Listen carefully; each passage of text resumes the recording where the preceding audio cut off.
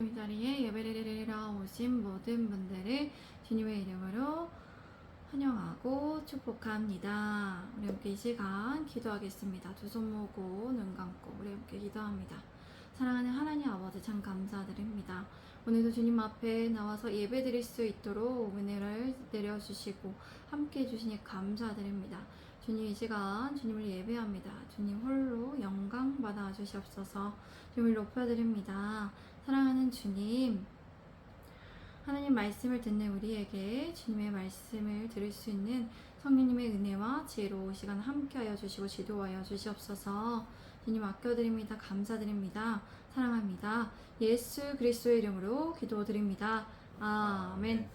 오늘 설교의 주제는 하나님의 긍휼과 공의로움을 닮아갑시다 입니다. 오늘 하나님께서 주신 말씀 신명기 19장 1절에서 10절까지의 말씀입니다. 제가 1절에서 3절까지의 말씀 먼저 읽겠습니다. 네 하나님 여호와께서 이 여러 민족을 멸절하시고 네 하나님 여호와께서 그 땅을 네게 주심으로 네가 그것을 받고 그들의 성읍과 가옥에 거주할 때에 네 하나님 여호와께서 네게 기업으로 주신 땅 가운데에서 새 성읍을 너를 위하여 구별하고 네 하나님 여호와께서 네게 기업으로 주시는 땅 전체를 새 구역으로 나누어 길을 닦고 모든 살인자를 그 성읍으로 도피하게 하라. 여러분의 하나님 여호와께서 여러분에게 주시는 그 땅을 차지하고 있는 민족들을 멸망시키셔서 여러분이 그것을 받고 여러분의 성과 집에 정착하면 여러분은 여러분의 하나님 여러분에게 차지하라고 주시는 그 땅 한가운데에 있는 성세계를 따로 떼어 주십시오. 여러분의 하나님 여호와께서 여러분에게 기업으로 주시는 그 땅에 길을 내고 새 지역으로 나누어 누구든 사람을 죽인 사람이 거기에 피신할 수 있도록 하십시오. 이스라엘은 가나안 땅을 정복하고 그 땅에 거주할 때에 도피성을 만들어야 합니다. 의도하지 않은 살인을 저지른 사람이 도망하여 살 수 있도록 해야 합니다. 그러나 의도적으로 사람을 죽인 사람은 도피성으로 피할 수 없습니다. 가나안 민족을 멸망시키는 주체는 이스라엘의 하나님이십니다. 하나님께서는 가나안 민족들을 멸망시키시고 그들에게 약속의 땅을 주신 결과 그들은 가나안의 성과 집에 들어가 살 수 있게 되었습니다. 그들은 그곳에서 아무렇게나 그들의 원하는 대로 살아가서는 안 됩니다. 그들은 하나님의 말씀에 기준하여 살아가야 합니다. 그들은 정착 후 새 성을 구별해 도피성으로 세워야 합니다. 이스라엘은 하나님께서 기업으로 주시는 그들의 땅에서 길을 닦아야 합니다. 도피성으로 가는 길을 만들어야 합니다. 길을 닦는다는 것은 일반적으로 무엇인가를 준비하는 것을 말하죠. 또한 길을 닦는다는 것은 세우는 것이고 확립하는 것이고 굳게 하는 것입니다. 그들은 땅을 새 구역으로 나눈 것을 고려해서 길을 잘 준비해야 합니다. 그들은 길을 만들기 위해 먼저 도피성까지 가는 거리를 계산해야 합니다. 또한 그들은 하나님께서 주신 기업의 땅을 세 부분으로 나누어야 합니다. 그리고 각 부분에 속한 한 지역의 성에 도피성을 세워야 합니다. 이렇게 세 성의 도피성은 살인자들이 피신할 수 있는 곳이 됩니다. 이곳에서 사람을 죽인 살인자는 계획적인 살인인지 실수로 인한 사고인지 판결을 내리기까지 일단 도피성으로 피해 신변의 안전을 보장받을 수 있습니다. 우리 함께 4절에서 7절까지의 말씀을 읽겠습니다. 시작. 살인자가 그리로 도피하여 살만한 경우는 이러하니 곧 누구든지 본래 원한이 없이 부지 중에 그의 이웃을 죽인 일 가령 사람이 그 이웃과 함께 볼목하러 선림에 들어가서 손에 도끼를 들고 볼목하려고 찍을 때에 도끼가 자루에서 빠져 그의 이웃을 맞춰 그를 죽게 함과 같은 것이라. 이런 사람은 그 성읍 중 하나로 도피하여 생명을 보존할 것이니라. 그 사람이 그에게 본래 원한이 없으니 죽이기 합당하지 아니하나 두렵건대 그 피를 보복하는 자의 마음이 복수심에 불써서 살한 자를 뒤쫓는데 그 가는 길이 멀면 그를 따라잡아 죽일까 하노라. 이것은 사람을 죽이고 목숨을 부지하려고 거기 피신하는 사람에 관한 규범입니다. 곧 누구든지 원래부터 원한이 없이 악의 없이 부지 중에 우연히 그의 이웃을 죽이게 된 사람을 위한 것입니다. 예를 들어 한 사람이 자기 이웃과 함께 나무를 베려고 숲에 들어갔습니다. 그런데 나무를 쓰러뜨리려고 도끼를 휘두르다가 도끼 머리가 날아가 그 이웃을 맞춰서 죽게 만들었습니다. 그런 사람은 그 성 가운데 하나의 곳으로 피신해 목숨을 매우 어렵게 보존하거나 버티어나가 부지할 수 있다는 것이죠. 그 사람은 원래 이웃에 대한 원한이었고 미워하지 않았기에 그를 죽이는 것은 마땅하지 않습니다. 이것은 그 피를 복수하려는 사람이 분노해 그를 뒤쫓아가다가 도피성의 거리가 너무 멀면 그를 따라 잡아 죽일 수 있기 때문입니다. 도피성에 피신하여 살 수 있는 살인자의 경우는 정해져 있습니다. 아무나 다 들어가서 살 수 있지 않습니다. 도피성은 살인자의 생명을 보호할 수 있는 장소입니다. 모든 살인자가 도피성으로 피할 수 있는 것이 아니라 살인자 중에 무지 중에 살인한 자를 위한 곳이 도피성입니다. 무지 중이란 고의가 아닌 모르는 사이라는 뜻입니다.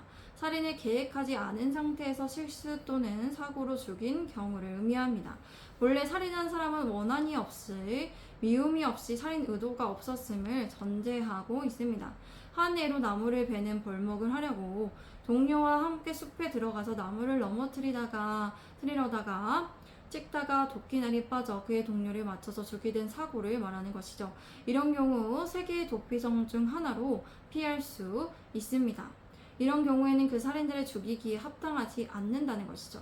그에게 살인에 대한 사법 판결이 내려지지 않은 상태이기 때문에 합당하지 않다는 것입니다. 그러나 그 피를 보복하는 자는 이러한 사정을 모를 수 있고 알고도 그 죽음에 대한 슬픔과 분노로 인해 그러한 고려할 여유가 없을 수 있습니다. 이러한 보복하는 사람은 그에게 가까운 가족이나 친족일 수 있는 가능성이 큽니다. 그런데 이렇게 보복하는 사람은 감정적으로 대합니다. 이성을 잃고 감정적으로 그를 따라잡아 추월하려고 할 것이라는 것이죠. 그런데 도피성이 살인자에게 너무 멀면 어떻습니까? 부지 중에 보복자가 그를 따라잡아 죽일 위험이 있다는 것입니다. 제가 7절에서 10절까지의 말씀을 읽겠습니다. 그러므로 내가 네게 명령하기를 새 성읍을 너를 위하여 구별하라 하노라. 네 하나님 여호와께서 네 조상들에게 맹세하신 대로 네 지경을 넓혀 네 조상들에게 주리라고 말씀하신 땅을 다 네게 주실 때 또 너희가 오늘 내가 너희에게 명하는 이 명령을 지켜 행하여 네 하나님 여호와를 사랑하고 항상 그의 길로 행할 때에는 이 셋 외에 새 성읍을 더하여 네 하나님 여호와께서 네게 기업으로 주시는 땅에서 무죄한 피를 흘리지 말라. 이같이 하면 그의 피가 네게로 돌아가지 아니하리라. 그러므로 내가 여러분을 위해 이 세 성을 따로 구별해 두라고 명령하는 것입니다. 여러분의 하나님 여호와께서는 여러분의 조상들에게 맹세하신 대로 여러분의 영토를 넓혀주시고 여러분의 조상들에게 주리라고 약속하신 땅을 여러분에게 주실 때 해야 할 일이 있습니다. 여러분은 오늘 내가 여러분에게 명령하는 이 모든 명령을 지켜 행하십시오. 여러분의 하나님 여호와를 사랑하고 항상 여러분의 길로 가라는 명령을 삼가 따를 때 여러분은 도피할 수 있는 성 3개의 성 외에도 3개의 성을 더하십시오. 그렇게 하여 여러분의 하나님 여호와께서 여러분에게 기업으로 주시는 땅에서 그 죄 없는 피를 흘리는 일이 없게 하십시오. 이와 같이 하여서 여러분에게 그의 피 흘림의 죄가 없게 하십시오. 그렇게 모세는 이스라엘에게 이렇게 명령했던 거죠. 이렇게 모세가 명령하는 이유는 그들을 위하는 것입니다. 그들을 위하여 그들은 3곳의 도피성을 구별해야 합니다. 이러한 명령은 하나님께서 그들에게 영토를 확장시켜 주실 때를 가정하고 있습니다. 그러한 가정의 때는 하나님께서 아브라함과 이삭과 야곱에게 약속하신 것을 이루신 때입니다. 그때 이스라엘은 모세가 명령하는 모든 계명을 성실하게 지켜야 합니다. 그때 하나님께서는 이스라엘의 땅의 경계를 넓혀주십니다. 그들은 하나님만을 사랑하고 항상 하나님의 길로 행할 때에 3개의 성 외에도 하나님께서는 3개의 성을 더하여 주십니다. 그들은 가나안 땅에 정착할 때 도피성을 구별하여 만들어야 합니다. 부지 중에 살인한 자가 피신할 수 있게 하여 무고한 사람이 죽는 일이 없게 해야 한다는 것입니다. 그렇게 할 때 그 무죄한 피가 이스라엘에게 돌아가지 않기 때문이에요. 사람은 어떻습니까? 누구나 실수할 수 있고 고의가 아닌 모르고 있는 사이에 다른 사람에게 피해를 주는 경우가 있을 수 있습니다. 그럴 때 피해를 당하는 사람은 순간적인 감정에 휩싸이게 됩니다. 강렬한 갑작스럽고 누르기 힘든 감정으로 인해 분노하기도 하고 슬퍼하기도 합니다. 그럴 때 사람은 순간적인 감정에 휩싸여 분별 없이 행동하는 경우가 있을 수 있어요. 하나님께서는 이러한 충동적 죄에 대해 브레이크를 설치해 주셨습니다. 하나님께서는 도피성을 두심으로써 인간의 연약함에 대해 하나님의 긍휼함을 베풀어 주셨습니다. 하나님께서는 부지 중에 살인한 자가 보복자의 손에 넘겨 죽음을 당하여 긍휼 없는 심판을 받지 않도록 방법을 마련해 주셨습니다. 고의가 없는 살인자는 도피성에서만 살 수 있습니다.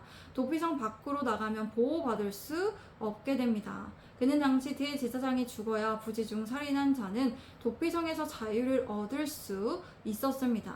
이렇게 하나님께서 긍휼과 공의를 나타내셨습니다. 우리는 하나님의 긍휼과 공의하심을 닮아가야 합니다. 그런데 우리가 혼자 스스로 하나님의 긍휼과 공의를 만들어갈 수는 없어요. 우리가 예를 들어서 교통사고를 우리도 모르는 사이에 낼 수 있고 갑자기 사람이 튀어나와서 낼 수 있는데 어떤 사람은 우리를 원망할 수도 있고 죽음으로 인해서 또 그러한 책임이 우리에게 없지는 않는 것처럼 서로 조심해야 되는 관계가 있습니다. 그런데 우리 하나님의 자녀가 하나님의 공의와 긍휼하심을 닮아가기 위해 어떻게 해야 될까요? 때로 땀을 흘리고 돈이 들기도 하고 권리를 포기하는 일을 겪을 수 있습니다. 그럼에도 우리는 개인의 이기적인 목적만을 추구하지 않아야 합니다. 공동체 유익을 세워가는 것에 있어서 최선을 다해야 합니다. 그렇게 함으로써 하나님의 마음에 합한 사람이 되어야 합니다. 하나님의 말씀에 순종하는 사람이 되어야 합니다. 우리 예수님의 제자된 교회 성도분들이 하나님의 공의와 긍휼하심을 닮아가시기를 바랍니다.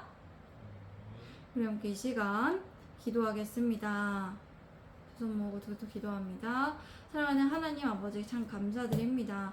우리 예수님의 제자된 교회가 하나님의 긍휼과 공의로우심을 닮아가는 교회가 될 수 있도록 주님 인도하여 주시옵소서. 우리가 또 그렇게 결단합니다. 주님을 믿습니다. 신뢰합니다. 주님이 하실 일을 기대합니다.